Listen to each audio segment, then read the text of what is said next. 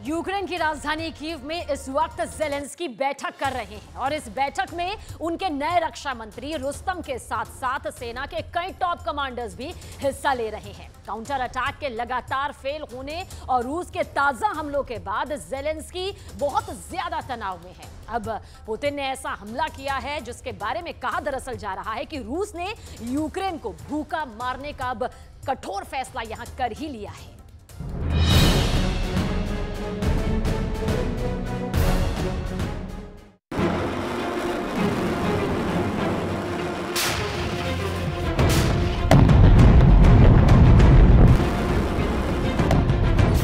अनाज की बोरियों में लगी ये आग बहुत भयावह है।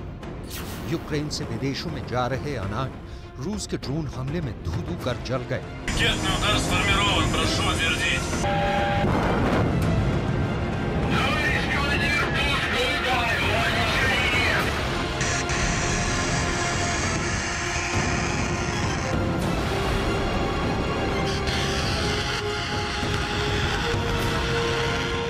जबरदस्त अटैक हुआ है रूस की ओर से। ज़ेलेंस्की के लिए पुतिन का मैसेज बिल्कुल डायरेक्ट है। यूक्रेन से अनाज बाहर नहीं जाने देंगे। जहां जहां जाओगे वहां वहां मारेंगे। जिस पोर्ट पर रूस ने हमला कर भारी मात्रा में अनाजों में आग लगा दी वो रिवर पोर्ट है। यूक्रेन ऐसा देश है जहां नदी पर कई पोर्ट्स हैं। डेन्यूब रिवर का इजमेल पोर्ट ओडेसा के बिल्कुल दक्षिणी हिस्से में है। डेन्यूब नदी इस वक्त यूक्रेन से अनाज सप्लाई का मुख्य रूट बन गई है। जुलाई में रूस ने अनाज की डील तोड़ दी। उसके बाद रूस ने यूक्रेन के सारे बंदरगाहों को या तो निशाना बनाया है या निशाना बनाने की तैयारी में है। रूस यूक्रेन को आर्थिक रूप से पंगु कर देना चाहता है। यूक्रेन के अनाज खाने वाले अफ्रीकी देश के नेता आपको याद हो तो रूस भी गए थे और यूक्रेन भी गए थे, लेकिन कुछ नहीं हुआ। यहाँ अनाज की बोरियां स्वाहा हो रही हैं और वहाँ अफ्रीका में कोई भूखा सो रहा है। ज़ेलेंस्की के पास अब कुछ नहीं बचा। फिर भी जिद के मद में यूक्रेन के जल जाने की मुकम्मल कहानी लिखने के लिए देश को जलाने में मदद कर रहे हैं।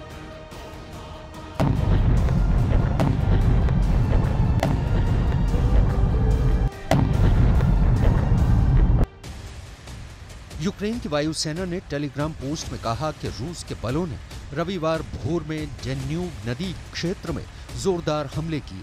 रूस ने हमले में ईरान निर्मित 25 शाहिद ड्रोनों का इस्तेमाल किया। इनमें 22 को वायु रक्षा प्रणाली ने मार गिराया।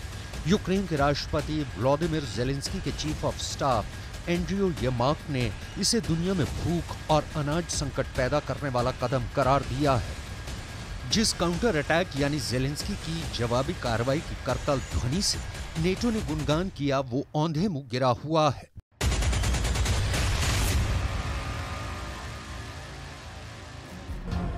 यूक्रेन का काउंटर अटैक मोर्चा दर मोर्चा फेल हो रहा है। उल्टे रूस के यूक्रेन पर हमलों ने नया जलजला पैदा कर दिया है। इसकी डिटेल पहले यहाँ समझ लेते हैं कि ज़ेलेंस्की के ये दिन आ गए हैं कि उन्हें अपने रक्षा मंत्री तक पर भरोसा नहीं रहा।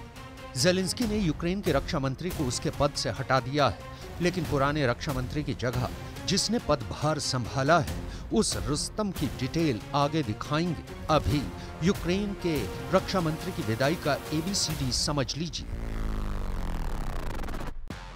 ज़ेलेंस्की ने अपने रक्षा मंत्री ओलेक्सी रेज़निकोव को हटा दिया है। ओलेक्सी रेज़निकोव जंग शुरू होने के 3 महीने पहले नवंबर 2021 में ही यूक्रेन के रक्षा मंत्री बने थे। ज़ेलेंस्की ने इसकी घोषणा टेलीग्राम अकाउंट पर की थी।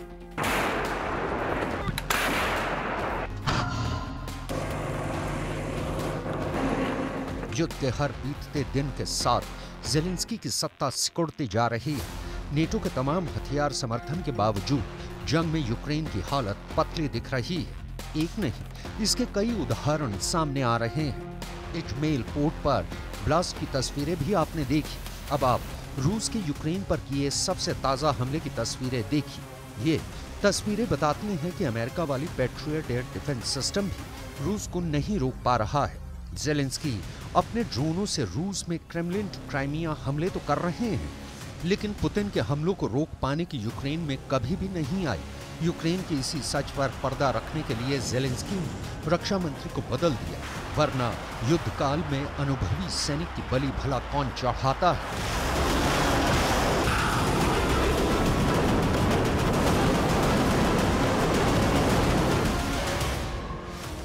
ओलेक्सी रेज़निकोव यूक्रेन के डिप्टी प्राइम मिनिस्टर रह चुके हैं और सोवियत यूनियन के दौरान 1984 से 1986 तक सार्जेंट के पद पर सेना में सेवा दे चुके हैं। रेज़निकोव 2014 से राजनीति में हैं और उन्होंने कीव के डिप्टी मेयर के तौर पर अपना राजनीतिक करियर शुरू किया था।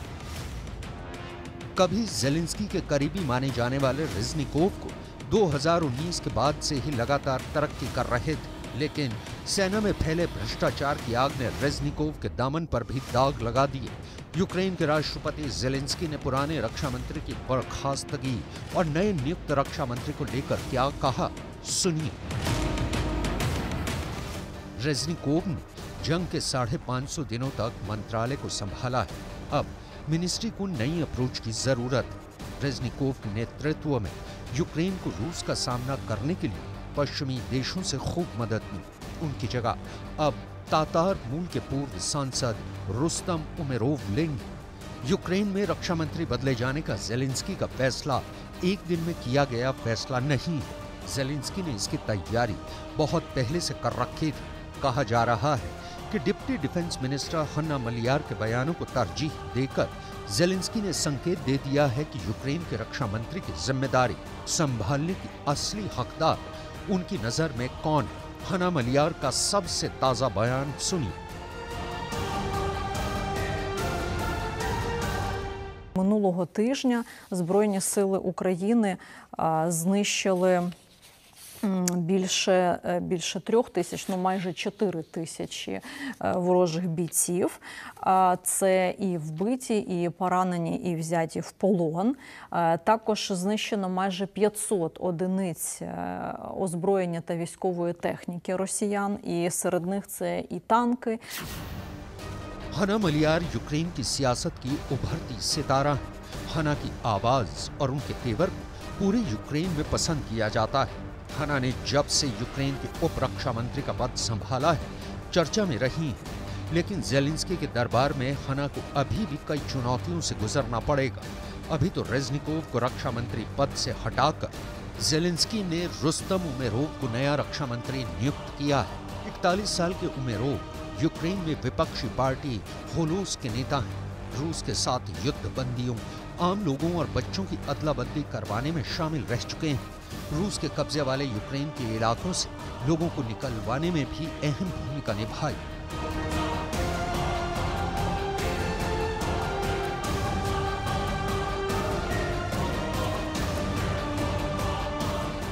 रुस्तम उमेरोव को नया रक्षा मंत्री बनाने के पीछे असली मकसद ज़ेलेंस्की की चाहत, रुस्तम भी हो सकते हैं, और नेटो की चाहत भी कि पुराने रक्षा मंत्री को पद से हटाया जाए। ज़ेलेंस्की नेटो की इच्छा जाने बिना रक्षा मंत्री तो दूर अपनी रक्षा में खड़े सिपाहियों तक के तबादले नहीं कर सकते, क्योंकि ज़ेलेंस्की की सुरक्षा में सिर्फ यूक्रेन की फोर्स नहीं, अमेरिकी इंटेलिजेंस सर्विस के लोग भी लगे रहते हैं। लेकिन अभी तो चर्चा उस असली कारण की जिसे यूक्रेन में लोगों को इशारे में बताया गया है। ये मामला यूक्रेन में रक्षा मंत्रालय के भ्रष्टाचार का है। डिटेल समझिए ज़ेलेंस्की की आर्मी में भ्रष्टाचार। पहला उदाहरण, 24 जनवरी को यूक्रेन के डिप्टी डिफेंस मिनिस्टर याचेस्लाव शापोवालोव को भ्रष्टाचार से जुड़े एक स्कैंडल में फंसने के बाद इस्तीफा देना पड़ा था। न्यूयॉर्क टाइम्स की रिपोर्ट के मुताबिक इसी स्कैंडल के चलते ओलेक्सी रेज़निकोव पर आरोप लगने लगे थे। हालांकि ओलेक्सी पर सीधे तौर पर भ्रष्टाचार का कोई आरोप नहीं है। माना जा रहा है कि जंग के बीच रक्षा मंत्रालय में हुए स्कैंडल से दुनिया भर में यूक्रेन की छवि बिगड़ी है। दूसरा उदाहरण, अगस्त में एक स्कैंडल का खुलासा हुआ। इसमें दावा किया गया कि यूक्रेन के सैनिकों को मिलने वाली मिलिट्री जैकेटों को 3 गुना ज्यादा दाम पर खरीदा गया। वहीं सर्दियों की जैकेटों के बजाय सैनिकों के लिए हल्की गर्मी की जैकेटें खरीदी गईं। जैकेट सप्लाई करने वाले सप्लायर के दस्तावेजों में इनका दाम $29 प्रति जैकेट है, जबकि डिफेंस मिनिस्ट्री ने इन्हें $86 प्रति जैकेट की दर से खरीदा दिखाया गया है। युद्ध के दिनों में यूक्रेन के पास जो कुछ है, जो रूस से लड़ सकता है, वो सेना ही है। देश की अर्थव्यवस्था में जो भी खर्च निकालना है, वो सेना के लिए निकालना है। हथियार खरीदने से लेकर सेना की वर्दी खरीदने तक युद्ध काल में ये बहुत चुनौतीपूर्ण काम होता है। सेना के लिए जो खर्च हो, उसमें कमीशन खोरी या भ्रष्टाचार ना हो। लेकिन ज़ेलेंस्की की सेना इस आरोप से खुद को बचा नहीं पाई।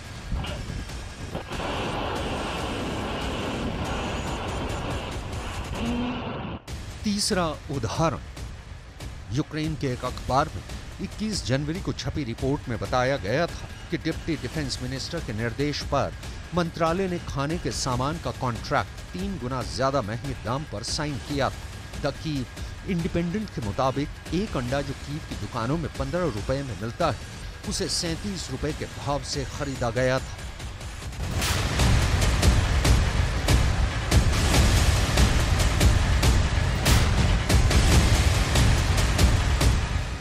अमेरिका और नेटो देशों से मिल रहे अरबों डॉलर की सहायता के बीच यूक्रेन में हो रहे खुलेआम भ्रष्टाचार की चर्चा जोरों पर है।